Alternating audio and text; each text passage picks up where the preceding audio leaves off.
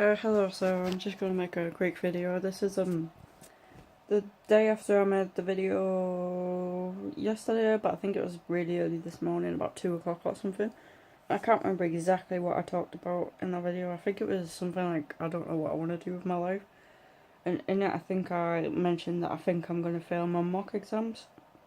Because I had my philosophy exam today and I thought I was gonna do really bad in it, but like I don't know. It was 2 hours long and it was we had to do three out of four questions on ethics, and so I did it. It was I don't know. I found it quite easy and enjoyable, and the circumstances weren't necessarily in my favour, I guess, from my own doing. But basically, I had a plan just to stay up all night, and it got to I had a bath at like 5 o'clock in the morning at 5 a.m. And then I was sat here and I was reading my Dostoevsky book, Crime and Punishment, and I don't know, I got like halfway through a page or something, and I just like fell asleep until 11:30, and I had my exam at 1 o'clock, so I just well, I was already dressed because I got dressed in the morning before falling asleep, and yeah, so I had like 3 hours sleep. I didn't have time for dinner. I literally had like a little fruit pot from college and then a cup of coffee, and I just sat and I wrote, and I just didn't stop. It's so weird. Like I had one toilet break in between, but like I just sat and wrote for 2 hours basically, and it was like, I don't know. I think it might have been. I think being tired actually helped me, because it's sort of it's like, because it puts you in an altered state of consciousness almost. It's like you're not overthinking things. You're not like, well, I don't anyway. I don't get as many intrusive thoughts, or when I do get them, I don't align with them. It's like I was just able to focus, and it was partially coffee, partially sleep deprivation, probably partially because I'd already eaten fruit, so it was like my body wasn't focusing on digesting that, even though my belly was rumbling like hell, like halfway through it. But yeah, I think I've done alright. I'm hoping for an A. I'm pretty sure I might have an A.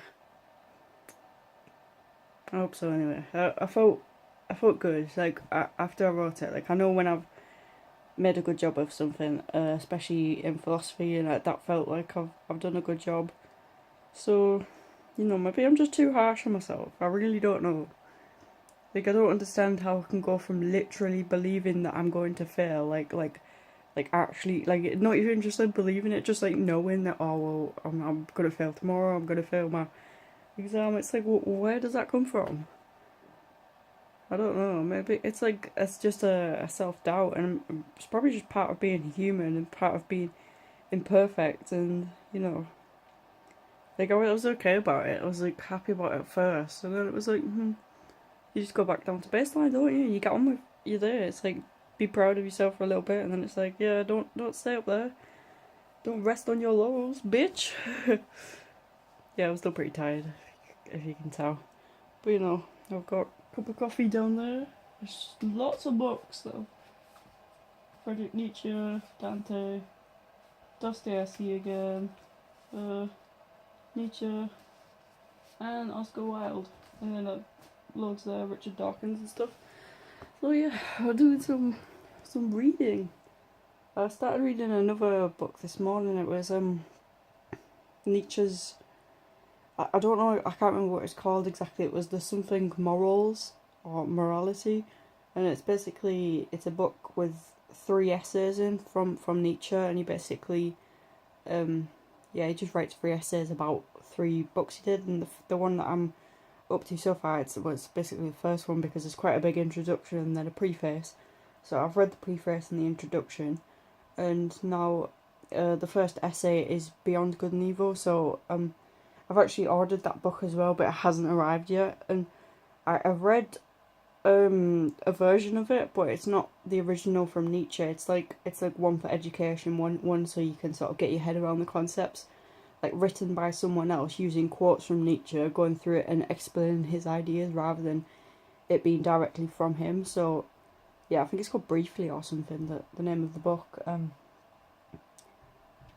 Yeah, so that one's coming, and I'm excited for that because I think ethics is probably my favourite topic in philosophy, because it's philosophy, religion, and ethics. And yeah, philosophy and religion are interesting. I'm not gonna lie, but I find religion quite difficult. Um, not necessarily um as a topic to understand. It's more like just writing about it. I find that quite difficult, and that's the same with philosophy as well. It's like sometimes I can get it, sometimes I can't. And ethics, it's like it's a lot more attached to my everyday experience almost. It's like it's not so abstract in a sense, because it's talking about morality, it's talking about making decisions, it's talking about thought processes, and it's talking about things that you have to do on a daily basis, whether you like it or not. We can't avoid making moral decisions. We can't avoid moral dilemmas. Maybe we can, but what life would that be? What life would what would a life be without a sense of morality, or a sense of having to make decisions about things? It would. I feel like it would feel a bit meaningless. Um, there's a poet called John Keats, I think. I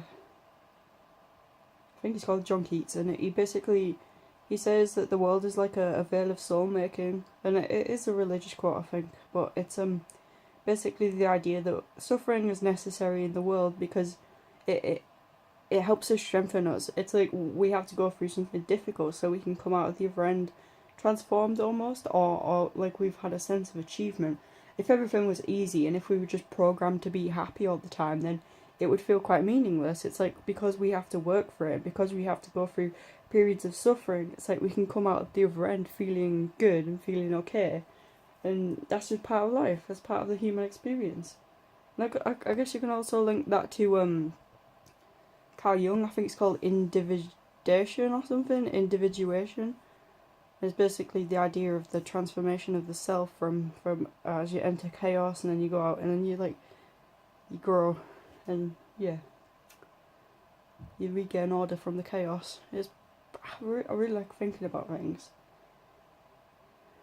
I think I just got not be so harsh on myself all the time. Probably. No, that's probably be the case. Like right now I'm feeling okay because I've got my exams out of the way. I could just relax. Even though I feel like I haven't been revising enough. I don't feel like I should do well on this exam.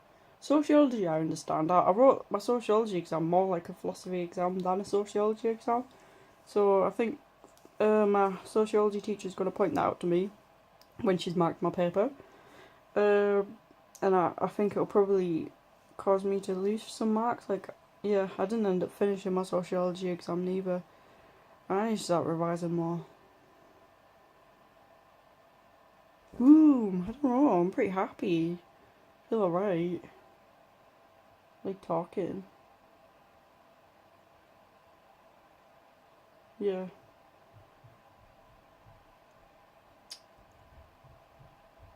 So all that worrying for nothing, all that stressing about just an exam, and it just went alright. Maybe the stress was necessary. The veil of soul making.